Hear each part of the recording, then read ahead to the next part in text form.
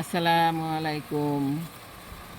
আমার সম্মানিত দর্শক শ্রোতা ভাই বোনেরা, দেশে প্রবাসী যারা যেখানে আছেন, আশা করছি ভালো আছেন। আমরাও ভালো আছি আল্লাহর রহমতে। তো আজ আমি কলিজা ভুনা করব আলু দিয়ে। আপনারা তো কলিজা ভুনা এমনি এমনি খান, আলু দিয়ে তো খান না, অনেকেই কেউ হয়তো খাননি। তো আলু দিয়ে কলিজা ভুনা করে খেয়ে দেখবেন, বেশ ভালো লাগে।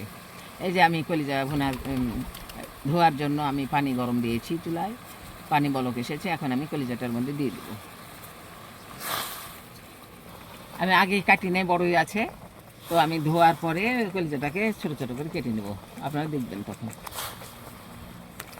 এই যে গরম পানিতে দিয়ে দিলাম, এখন কিছুক্ষণ নেড়ে ছেড়ে নেব। এর ভিতরে রক্ত জমা থাকে, যার জন্য এই গরম পানিতে দিলে রক্তগুলি পরিষ্কার করা যায়। দেখেন রক্তগুলো কী ভিতরে জমেছিল, আগে বোঝা যায়নি, কিন্তু এখন গরম পানিতে দিয়েছি, এখন কত সুন্দর বের হয়ে যাচ্ছে। দেখেন এই ঘন ঘন একেবারে কণ্ঠ বের হয়ে যাচ্ছে। আমি 5-6 মিনিট কলিজাটাকে ফুটন্ত পানির মধ্যে ধুয়ে নিলাম, নেড়ে চেড়ে নিলাম। এখন অনেক ময়লা বের হয়েছে, এখন আমি নামিয়ে নিব। নামিয়ে নিয়ে ঠান্ডা পানিতে ধুয়ে ছোটো ছোটো পিস করে কেটে নিব।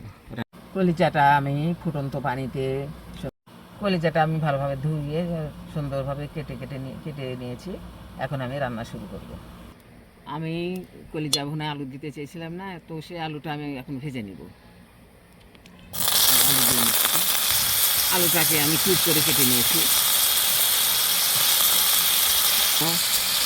হলুদ গুঁড়া, লবণ দিয়ে নিলাম। এখন আমি আংশিয়ে নেব। আলুটা আমি আংশিয়ে নিলাম, হয়ে গেছে। এখন আমি নামিয়ে নিব। মূল পর্বে চলে এসেছি, কড়াই চুলে দিয়েছি, তেল দিচ্ছি।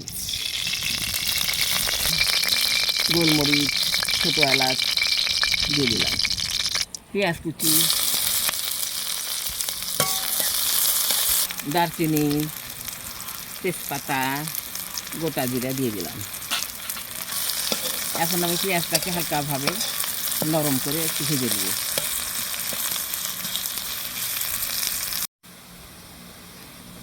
আমার পেঁয়াজ কুচি বাদামি করে ভাজা হয়ে গেছে। এখন আমি হলুদ দিয়ে নিচ্ছি,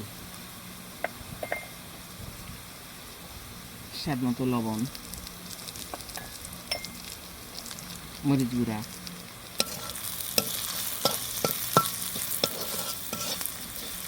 আমি সব কিছু একসঙ্গে একটু ভেজে নিচ্ছি সুন্দর করে।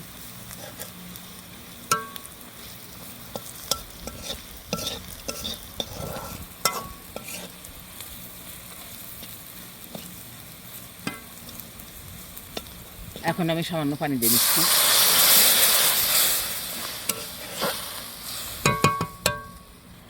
এখন আমি দিচ্ছি জিরা বাটা, আদা বাটা,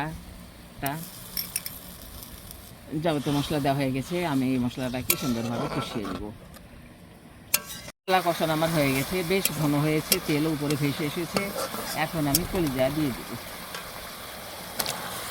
কলিজা দিয়ে দিলাম। এখন কলিজাটাকে আমি মশলার মধ্যে বেশ কিছুক্ষণ ধরে কষিয়ে নেব। এই পর্যায়ে আমি আংচানো আলুটাকে দিয়ে নিচ্ছি। আলুটাকে আমি কিছুক্ষণ এই কলিজার সঙ্গে কষিয়ে নেব। এই যে আমার কলিজা আলু কষানো হয়ে গেছে, সুন্দর হয়েছে, শুকিয়ে গেছে। এখন আমি পরিমাণ মতো ঝোল দিয়ে নেব।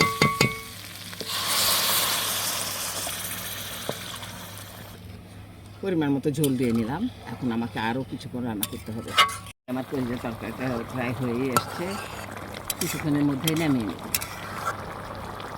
আমি এখন 1/2 চামচ বাড়িতে তৈরি গরম মশলার গুঁড়ো দিয়ে দিব।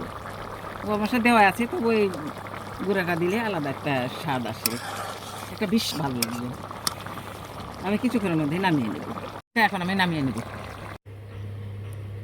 এই যে আলু দিয়ে কলিজা ভুনাটা আমার হয়ে গেল। তো আপনারা একদিন আলু দিয়ে রান্না করে খেয়ে দেখবেন, খুব ভালো লাগবে। তো আপনারা সবাই ভালো থাকবেন, সুস্থ ও সুন্দর থাকবেন। আল্লাহ হাফেজ।